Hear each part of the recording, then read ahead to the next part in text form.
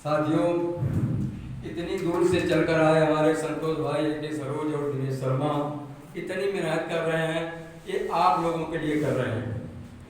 इनका नहीं कोई लाभ है, इनका मतलब है कि आप संगठित होकर एकता इतना मजबूत कीजिए ताकि हम जिस किसी अधिकारी कर्मचारी के पास चलें तो लगे कि हाँ, संगठन में कितनी ताकत है। और ये ताकत तभी संभव है जितनी ज़्यादा हमारी संख्या होगी। ये बहुत बड़ी चीज़ है। अभी देखिए, पिछले बार ये लोग 3 ही लोग आए थे, हम लोग केवल 8 थे, सारे 10 लोग थे, अधीक्षक के पास गए थे। हाँ सर, ट्रांसफर हो गया, घास नहीं है, लेकिन जाते ही ये लगा कि वो इतना सम्मान दिए, इतना हंसकर बोले कैसे भैया आ गए, ये है वो है। अगर एक लोग होता, सर आपसे कुछ बात करना चाहते हैं, हाँ बोलो। अब 10 लोग हैं, चलिए हमारे ऑफिस में पूरा सम्मान दिए, चाय मंगवाए, पानी मंगवाए, पूछे ये हम लोग 4-6 लोग 10 लोग थे वहाँ। तो एकता में बहुत बड़ी बात है, एकता जैसा कोई बल है नहीं। देखिए, हम तो घर फील्ड में जाते नहीं, लेकिन इन लोगों का चेहरा कम से कम देख रहे हैं, आप हमारा देख रहे हैं। ये नहीं कभी भी कहीं भी मुलाकात होगी तो लगेगा कि हाँ डॉक्टर साहब को कहीं देखे हैं, ये बहुत बड़ी चीज़ है। और आप लोगों को बात कहा जा रहा है, यही 3 लोग आप कहा नहीं मानेंगे। अम्बेडकर नगर का कोई भी केस अगर आजमगढ़ में किसी भी डॉक्टर के यहाँ चला जाए तो हमारे संतोष भाई, अनिल सरोज, दिनेश शर्मा, कोई भी डॉक्टर ऐसा नहीं उनके संपर्क में ना हो और ये बता दें कि हमारा आदमी, हमारा मरीज जिससे से जुड़ा है, तो आपको कम से कम अगर 17वें नंबर पे है तो पहले नंबर पे आपको लगाकर भेज दिया जाएगा अंदर। ये बहुत बड़ी चीज है।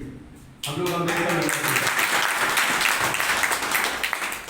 संगठन से जुड़ने का मतलब हमारे लिए ना हमको पैसा से लाभ, हमको कुछ मिल जाए, बस ताकत दिखाना है उनकी सरकार को। और लड़ाई लड़ी जा रही है, शुरुआती दौर में आप देखते करते हैं प्राइमरी के लड़के जब कभी सजाने लायक कोई पोस्ट पद मिल जाए बड़ा अजीब सा लगता था। हम लोग ये प्राइमरी स्टेज पे पढ़े थे, याद है, तो वो कहानी एक बार चलती है।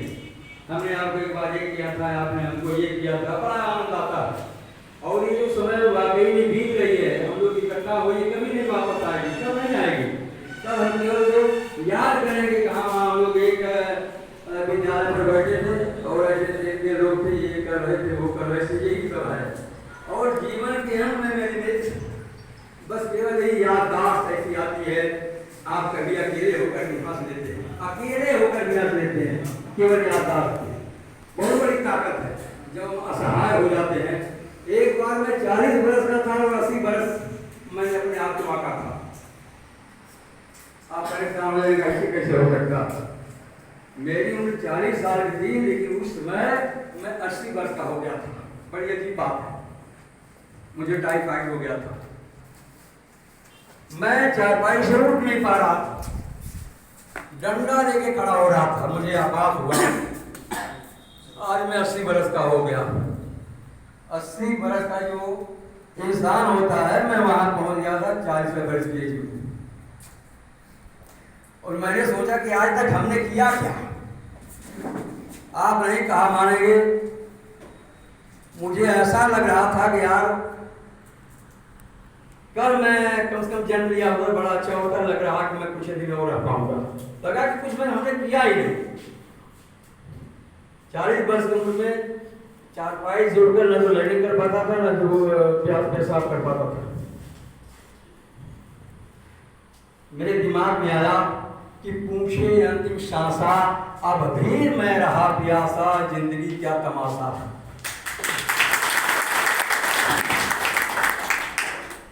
ये आखिरी तक कभी जा नहीं सकता। कभी मैं नंगा हंसता था, आज फैशन में रोता हूँ। कभी मैं दिन भर सोता था, आज रातों में जगता हूँ। बोल जिंदगी तेरी आखिर क्या जिज्ञासा है, पूछे अंतिम सांसा, अब भी मैं रहा प्यासा, जिंदगी क्या तमाशा। वाकई में तमाशा कुछ नहीं मेरे दोस्तों। जो जैसा रोल अपने निजी स्थान पर, घर पर या जहाँ भी रहता है, जो जैसा रोल करेगा उसी ढंग से वो देखा जाएगा, गाया जाएगा, अच्छा है बुरा है। बाकी कितना आप कमाते हैं, क्या रखें, इससे कोई लेना देना नहीं, कोई मांग नहीं सकता है, लेकिन इतना कह देगा। और मेरा मानना भी है कि आपकी अनुपस्थिति में अगर आपका नाम मान सम्मान प्रतिष्ठा के साथ लिया गया तो आप निश्चित हम मरकर भी जिंदा हैं। बस इससे